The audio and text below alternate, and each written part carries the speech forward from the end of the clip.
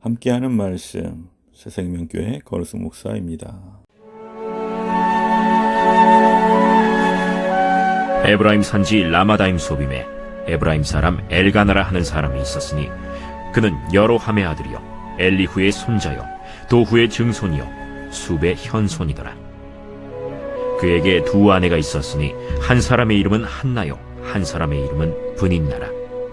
브닌나에게는 자식이 있고 한나에게는 자식이 없었더라. 이 사람이 매년 자기 성읍에서 나와서 실로에 올라가서 만군의 여호와께 예배하며 제사를 드렸는데 엘리의 두 아들 홈니와 비느하스가 여호와의 제사장으로 거기에 있었더라. 엘가나가 제사를 드리는 날에는 제물의 분깃을 그의 아내 브닌나와 그의 모든 자녀에게 주고 한나에게는 갑절을 주니 이는 그를 사랑함이라. 그러나 여호와께서 그에게 임신하지 못하게 하시니 여호와께서 그에게 임신하지 못하게 하심으로 그의 적수인 브닌나가 그를 심히 격분하게 하여 괴롭게 하더라. 매년 한나가 여호와의 집에 올라갈 때마다 남편이 그같이 하매 브닌나가 그를 격분시키므로 그가 울고 먹지 아니하니 그의 남편 엘가나가 그에게 이르되 한나여, 어찌하여 울며 어찌하여 먹지 아니하며 어찌하여 그대의 마음이 슬프냐? 내가 그대에게 10 아들보다 낫지 아니하냐? 우리는 이미 가지고 있는 것으로 인해 감사하는 마음보다 자신에게 없는 것 때문에 실망하는 마음이 더 큽니다. 본문을 통해 누구에게나 있는 결핍의 문제를 해결하는 길이 무엇인지 배워서 감사에 이르는 성도가 되기를 바랍니다. 한나는 남편 엘가나의 특별한 사랑을 받았지만 불임으로 인해 고통스러운 나날을 보내야 했습니다. 엘가나에게는 한나 외에도 브닌나라는 아내가 있었습니다. 엘가나가 한나를 특별히 사랑했던 것을 볼 때 한나의 불임으로 인해 브닌나를 두 번째 아내로 맞이한 것으로 보입니다. 엘가나는 불임으로 고통스러워하는 한나를 위로하기 위해 깊은 사랑을 표현했습니다.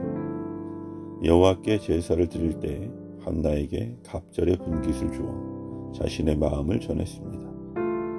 그러나 남편의 그러한 사랑도 한나의 고통을 완전히 없앨 수는 없었습니다. 여인으로서 자녀를 낳지 못하는 것을 큰 결핍이요 수치로 여겼던 당시 문화 속에서 한나는 무엇보다도 위로받을 수 없었던 것입니다. 의학이 발달한 오늘날에도 온갖 방법을 써도 아이를 갖지 못하는 사람들이 많습니다. 한나가 절망할 수밖에 없는 이유는 어떤 노력으로도 이 문제를 해결할 수 없기 때문이었습니다. 이에 한나는 하나님께 간절히 기도함으로 문제의 해답을 찾으려 합니다. 성도는 모든 인생의 문제의 답이 오직 하나님께 있음을 깨닫고 하나님 앞에 나아가 호소해야 합니다. 브닌나는 한나와 달리 자녀를 생산했습니다. 그러나 그녀 역시 결핍으로 고통스러운 날을 살아야 했습니다. 사랑의 결핍입니다. 그녀는 한나만 특별히 사랑하는 남편 때문에 깊은 상처를 받았습니다.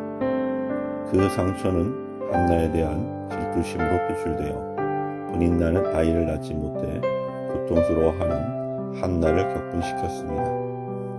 한나는 결핍으로 인한 고통을 하나님께 토로하며 결핍의 문제를 해결해 주시기를 간구한 반면에 브닌나는 결핍으로 인한 고통을 한나에 대한 질투와 괴롭힘으로 쏟아부었습니다. 따지고 보면 한나가 브닌나에게 잘못한 것은 전혀 없습니다. 그런데도 브닌나는 자신이 겪는 고통의 원인을 한나에게 돌리면서 한나를 괴롭혔습니다. 이는 다른 사람뿐 아니라 자기 자신까지 파멸시키는 행동입니다. 결핍의 문제는 누구에게나 있습니다. 그런 결핍의 문제에 어떻게 대응하느냐에 따라 전혀 다른 결과를 얻을 수 있습니다. 본문에서 한나가 임신하지 못한 이유가 명시되어 있습니다. 여호와께서 임신하지 못하게 하셨다는 언급이 2번이나 나옵니다. 하나님이 임신하지 못하게 하셨음을 강조하는 것은 한나가 임신하지 못해 고통스러운 시간을 보낸 것에 하나님의 뜻과 계획이 있음을 암시합니다. 하나님은 이삭, 야곱, 삼손, 세례 요한 등을 세상에 보내실 때 그들의 부모가 고통스러운 불임의 시간을 지나가게 하셨습니다. 그 이유는 알 수 없지만 하나님의 특별한 뜻과 섭리 가운데 허락하신 고통의 시간임을 짐작할 수 있습니다. 하나님은 때로 이렇게 우리에게 고통의 시간을 지나가게 하십니다. 궁극적인 목적은 우리를 절망에 빠뜨리시려는 것이 아니라 하나님의 특별한 은혜를 경험하고 하나님이 지금도 살아 역사하심을 일깨우시려는 것입니다. 그러므로 우리에게 있는 결핍의 문제가 특별한 은혜와 축복의 통로가 될 수 있음을 기억해야 합니다. 간절히 원한다고 다 얻을 수 있는 것은 아닙니다.